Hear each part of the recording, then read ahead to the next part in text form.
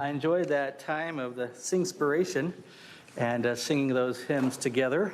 I was humming throughout the break time, carrying some of those tunes with me.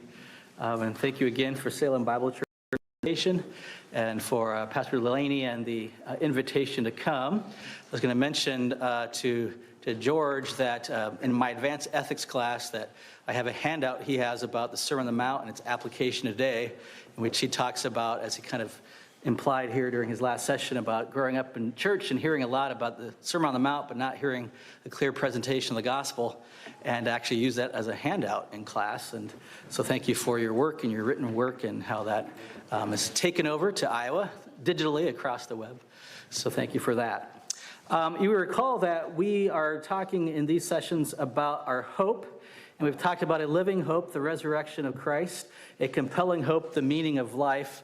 And this third session will talk about scriptural hope, the recognition of the canon.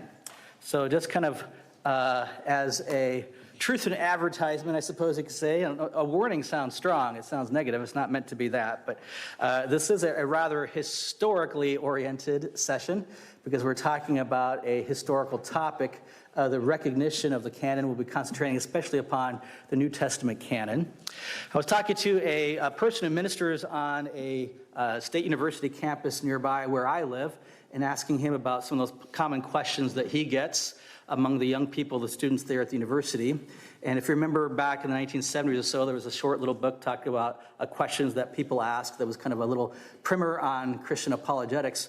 And he was saying the two most common questions he gets today are not listed at all in that 1970s book, which, to be fair, it's somewhat dated, of course. It's about half century old.